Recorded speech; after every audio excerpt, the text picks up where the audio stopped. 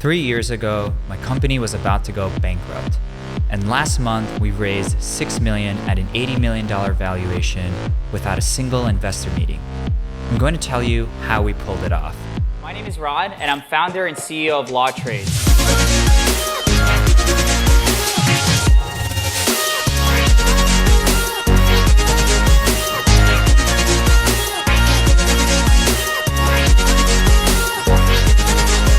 Thank you so much, guys.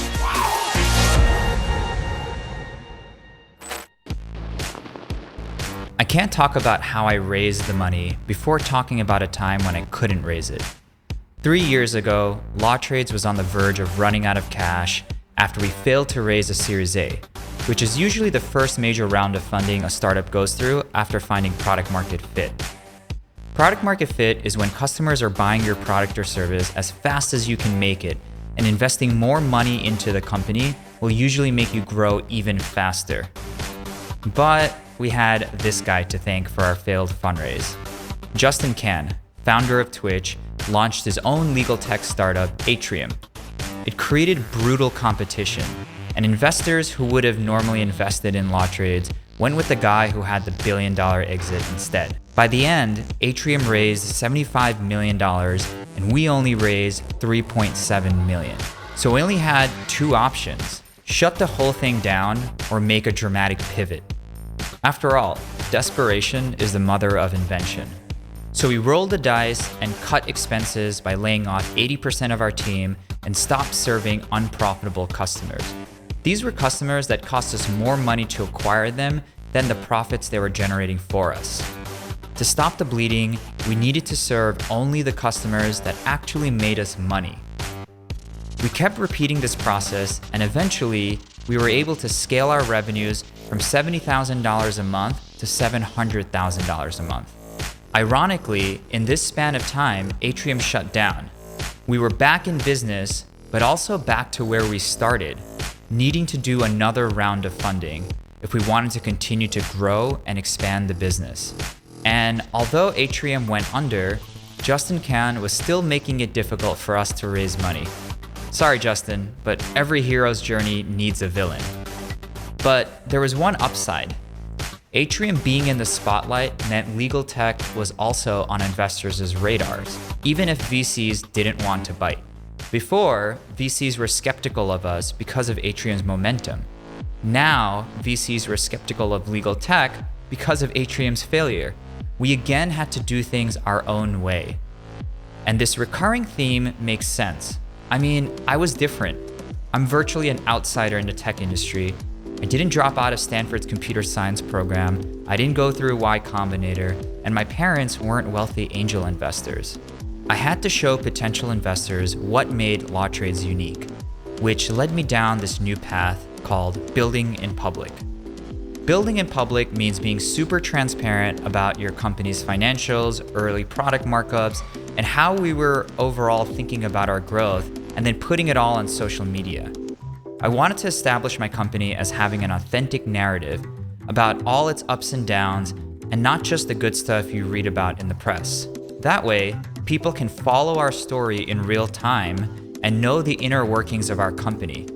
So by the time I was ready to talk with investors or convince customers to use our product, they already knew what we were all about, and it becomes an easy yes. And that's why people invest, because they want to be part of a really cool journey. This might make the process of fundraising sound more difficult and time-consuming, but when you actually get into the rhythm of sharing bits of what you're building and learning at the same time to a bunch of internet strangers, you'll build trust at scale to a massive audience, which is exactly what I did.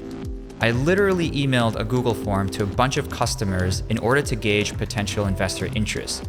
For those who wanted to invest, I sent them a link to an RUV. An RUV is also referred to as a roll-up vehicle. It's a new fintech tool invented by the people at AngelList. It basically is a link that allows you to raise money from up to 250 accredited investors directly, and takes all of those investors and turns them into one line on your cap table, so you're only dealing with AngelList and not hundreds of investors. Think of it like a private Kickstarter campaign, but for tech startups. Of course, some people still had questions about Lawtrades, and after answering the same questions over and over again, I wanted a way to answer them all without having to take multiple meetings. Because the more meetings I took, the less people I could allow to invest into my company. So this led me to a new tool called Journey. It allowed me to stitch together a 2-minute video of me pitching Lawtrades, our live financials on a Google Sheet, a deal memo on Notion, a YouTube product demo, and some investor slides.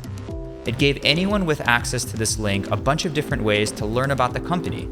Maybe some investors cared only about the product, while others wanted to see our burn rate, while other folks were only interested in our market size. It was like a choose your own adventure, so it got investors to a quick yes or no without actually having to meet with each and every one of them. And the best part was, if it was a yes, they could invest with one click using the RUV link. And of course, there was already a ton of information available to potential investors by just scrolling through my Twitter feed. We shared that Journey link in a Discord channel called RUV Alliance, where over 600 accredited investors immediately saw it. Some of them even became our customers. People were putting in small amounts, but the momentum and the money was growing every day. We were building this really beautiful circle where investors were becoming customers and customers were becoming investors. Everything was working in confluence. I shared our pitch on more platforms like stonks.com, which live streamed our pitch to a few hundred more investors, and that brought in an additional 1.4 million in interest. At this point, I raised 2.3 million and the momentum was remarkably not letting up. And if you treat your company as a story, there'll be recurring characters and they'll each add to your growth. So I want to quickly shout out this guy, Sahil Lavingia, founder of Gumroad. It's a site that helps creators sell their digital products. When I initially pitched him, I was immediately rejected because he didn't know a single thing about me. But after noticing all the traction we were getting on social media, he sent me another email. I was able to change someone's mind just by making crucial information easily available to anyone. It was there to be discovered. By the end, we had a founder turned venture capitalist ready to invest the remaining 3.7 million. We closed a $6 million Series A at an $80 million valuation without getting a lead VC first. When VCs say no, know that there are other options if you're willing to be creative and persist. Each person and company is different, so why would their paths all look the same? The goal of this channel is to give you a unique toolbox to grow your company in ways that feel genuinely exciting and unique. I'll be using this channel to talk about what I'm passionate about: startup strategies, radical honesty, and how to tell your story so that people will listen. Thanks for watching.